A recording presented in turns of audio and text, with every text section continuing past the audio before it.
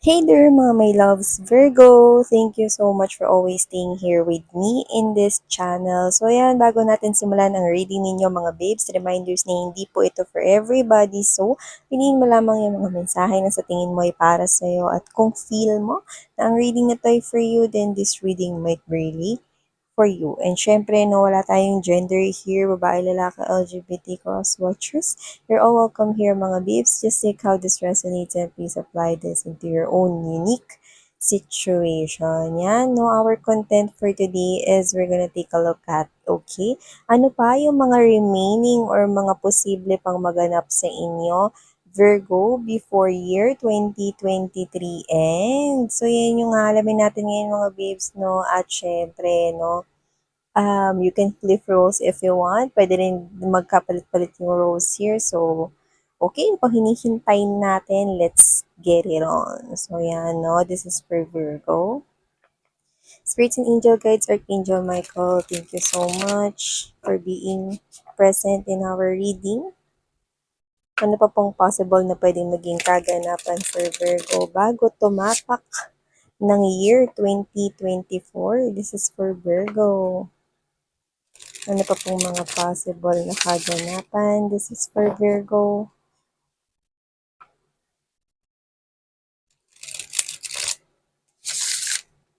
This is for Virgo.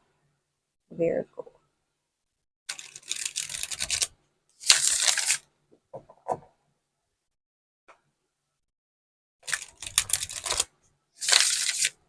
Okay. So, let's go ahead, Virgo, at tingnan natin kung ano pa yung mga remaining possible na mga kaganapan na pwede ninyong i-watch out. So, natagnan muna natin lahat. You do have here this magician. You could be manifesting right here, yeah? At mukhang ginagawa mo yan ngayon. No, at nakikita ko na nagtutuloy-tuloy ito. Nakita tayo ng liwanag dito. And followed by the King of Cups energy, you are really in tune with your spirituality. Maybe talagang naniniwala ka, no, very, very solely sa mga tarot or energy readings like this. Yan, na maaaring ikaw rin ay patuloy, no, na nanonood. Parang bahagi na ito, routine na ito sa'yo, Virgo, no? Parang part na ng mga pang-araw-araw mong ginagawa, no, yung panonood ng mga tarot or energy readings. This could be your reading or if not, this is you, naniniwala ka kahit na hindi ka nanonood everyday. Okay? So, wow. Okay, let's keep moving.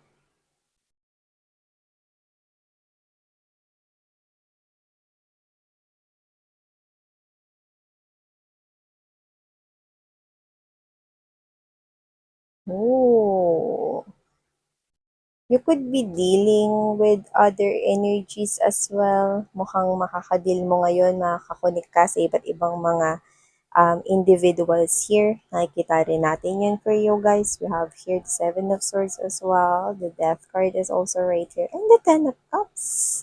Yeah, and the Ten of Coins. Wow! So nakikita ko rito na mukhang ang minamanifest mo has something to do with this Ten of Coins and Ten of Cups energy. Wow! Ibig sabihin, no, emotional happiness yan. Like literally magiging kontento ka dyan. Like wala ka nang hahangarin na iba.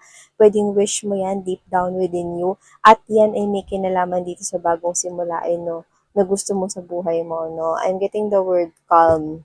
Okay? C-A-L-M, calmness, serenity, peace of mind, no? Isa rin yun sa parang gusto mong mamayaning sa year 2024. But you do have here the Seven of Swords. Yeah. So, hindi ko naman sinasabing magagalitin kayo kagaya ng nasa larawan dyan. But more likely, ang nakukuha ko rito is that you need to be patient and you need to understand na hindi madali na makukuha itong bagay na minamanifest mo. Okay? Especially kung ikaw ay maiinip. So, yan, no? Virgo, okay? Time is kinakailangan, no, para reflect itong 10 of Coins at 10 of Cups energy na gusto mong mangyari sa buhay mo. Ang gaganda, no? Magaganda yan kasi 10 of Coins is like hitting the jackpot right here. Like your dreams, goals, desires, mga pangarap na bahay, lupa, no? Love life, ano man yan, no? There is blessing, no? Marami pang ang blessings nakalakip dyan, wherein you will feel really, really satisfied and okay, naka-tune in ka naman, nakikita ko with the Magician and the King of Cups energy sa iyong spirituality, okay? Pero kinakailangan mo ng focus. 7 of Swords energy. Okay? Kasi mga babes, no, nakikita ko rito na pwede kasing naiinip ka sa pagdating ng mga biyaya na sinasabi sa'yo, no, or sinasabi rito ng yung mga angels and spirit guides, no. Pero yun kasi yung nagiging blockage, yun yung nagiging harang dito. Kaya nagkakaroon ng confusion.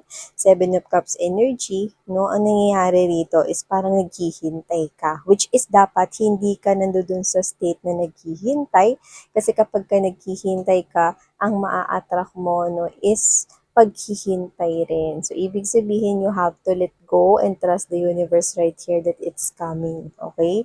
Tama yung ginagawa mo, nagmamanifest ka rito at ang gaganda, ang bobongga ng gusto mong mangyari. Yung pinapangarap nyo, yung iba, career, business, may kinalaman sa pera, pag-grow ng finances, stability, mangyayari yan, no? Yung pag-angat, pag-promote sa trabaho, mangyayari yan, no? Higher level ng love life, may magmamahal. Actually, may nagmamanifest nga sa'yo rito eh. Yan, no? Kung boyfriend or girlfriend nyo na ito, minamanifest niya rito, no? Na kapag siya ay nag-open ng topic regarding marriage or pagsasama, no?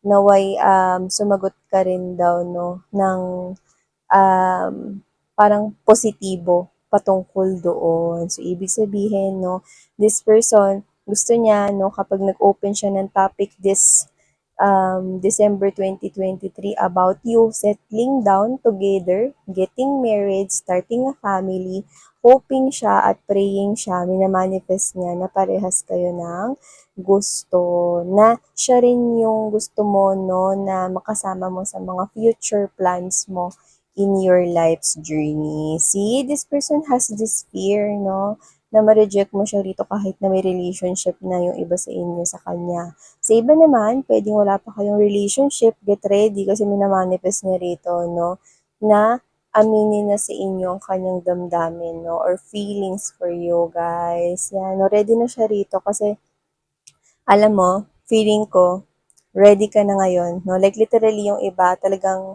sinoplak nyo na yung ex nyo.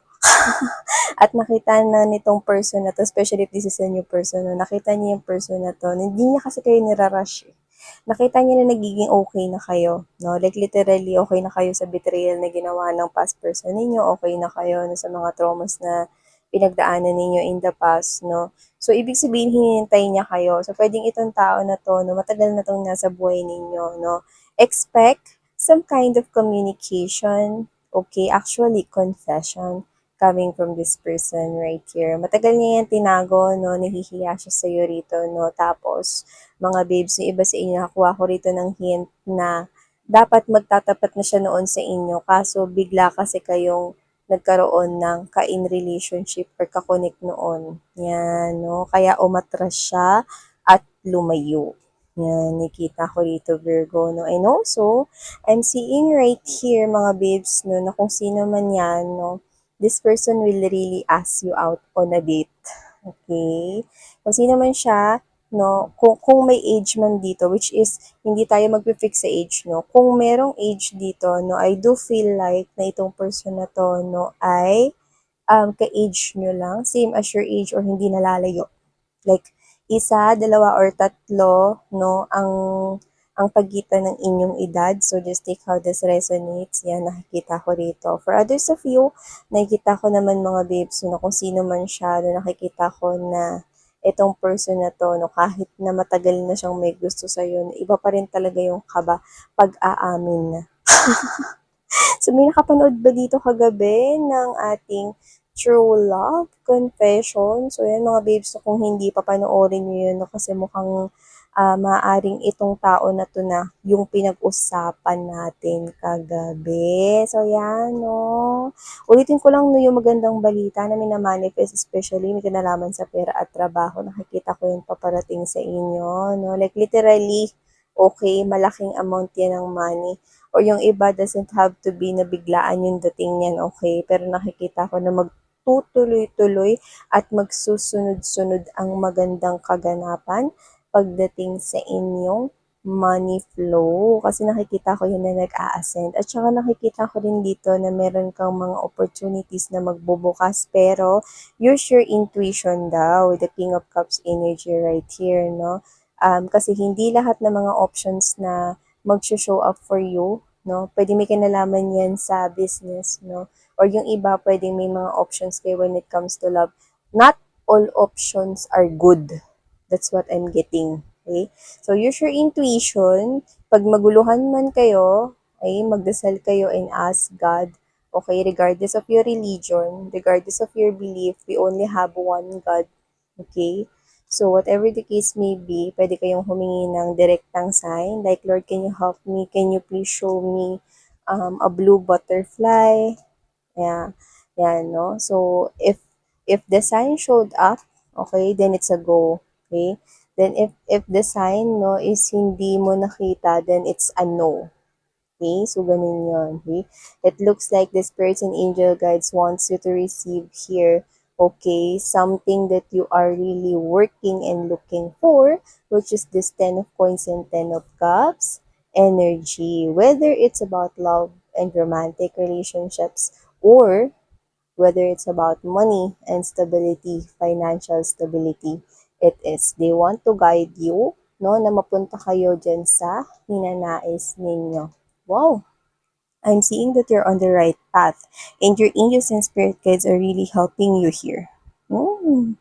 So yeah, listen to your intuition, Virgo, because everything here is aligning in your favor as what I'm seeing from this view. Okay, so thank you so much, honey. I'm not worried about you, no? Kasi nakikita ko rito na kaya mo ito na magawan ng paraan, lalo na at kumukonek ka sa iyong higher self or sa iyong intuition. So, thank you so much, Virgo. Sarang Love and Light. Ano?